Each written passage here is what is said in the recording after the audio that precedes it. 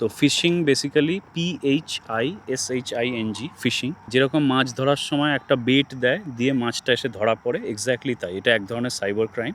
এবং ম্যাক্সিমাম ক্ষেত্রে social media account বা ব্যাঙ্কিং ওয়েবসাইট, এই ধরনের ক্রুশিয়াল ডেটা যেখানে তোমার আছে বা যেখানে তোমার টাকা পয়সা রিলেটেড কোনো অ্যাসোসিয়েটেড জিনিস তুমি ইউজ করছো, সেইটা হ্যাকাররা কী করে, হ্যাক করে তোমাকে একটা ইমেল পাঠাবে বা নোটিফিকেশান পাঠাবে যেটা তোমার ওই অ্যাকাউন্ট রিলেটেডই হবে। যেরকম আমার কাছে এসছে মানে কি রোজই আসছে, আজ গতকালও একটা এসছে ইমেল, ফেসবুক ফর ক্রিয়েটার্স, এরকম একটা মানে হেডলাইন থেকে শুরু করে সাবজেক্ট মেলের যা লেখা থাকবে সব কিছু তোমার দেখে মনে হবে যে আরে এ তো একদম আমার যেটা হচ্ছে অ্যাকাউন্টের সাথে রিলেটেড সব কিছু, তাই তো অলমোস্ট তাই দিয়েছে। তো ওরা একদম যেটা ইমেল পাঠায় বা নোটিফিকেশান পাঠায় সেটা দেখে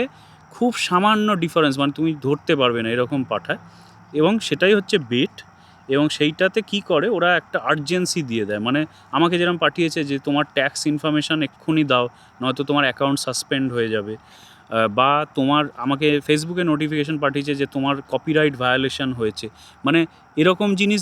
দেবে যেটাতে তুমি ভয় পেয়ে যাবে এবং তুমি সাথে সাথে কিছু একটা ওই অ্যাকশানটা নিতে যাবে এবং সেইখানেই গিয়ে তোমার অ্যাকাউন্টটা কিন্তু হ্যাক হয়ে যায়।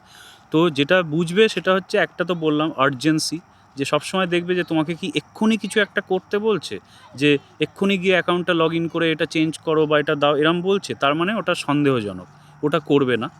দ্বিতীয়ত হচ্ছে যে ধরো ইমেল যদি আসে, ইমেলে সবসময় চেক করবে যে ইমেলটা সেন্ডার যে পাঠিয়েছে সে কার থেকে এসছে। অলওয়েজ ওটা কি হয়, যদি হ্যাকার হয় বা যদি ফিশিং হয়, সেটা সবসময় আইদার পুরো সম্পূর্ণ উল্টোপাল্টা ইমেল আইডি থেকে আসবে, মানে ধরো ফেসবুকের নোটিফিকেশান বা ইমেল, সেটা ফেসবুক থেকে আসেই নি, হয়তো কোনো xyz.com বা gmail.com এরম থেকে এসছে। আর নয়তো কি ওরা করে, ওরা এমন একটা ডোমেন থেকে পাঠায় যেটা ধরো ফেসবুকের সাথে অলমোস্ট সমান, মানে facebook.com না করে facebook.in করে দিল বা facebook. মানে জানি না xyz করে দিল, মানে যেটা মানে সাধারণ মানুষ দেখে ধরতে পারবে না এরকম, বা face.book.com এরকম করে দিল, সাধারণ মানুষ ধরতে পারবে না। আচ্ছা, আরেকটা থার্ড যে জিনিসটা যেটা বললাম, কল টু অ্যাকশন, মানে অনেক সময় কী হয়, একটা লিঙ্ক দিয়ে দেয় বা বাটন দিয়ে দেয়, সেটাতে অনেক সময় মাস্কড ইউআরএল থাকে, মানে তুমি যেইমাত্র ওটা ক্লিক করবে দেখবে যে ধরো তোমাকে বলেছে ফেসবুক তোমার অ্যাকাউন্ট সেন্টারে যাও, গিয়ে এটা চেঞ্জ করো বলে একটা ফেসবুকের বাটন দিয়ে দিয়েছে, কিন্তু তুমি যেইমাত্র ক্লিক করছো সাথে সাথে ব্রাউজারের যে ইউআরএল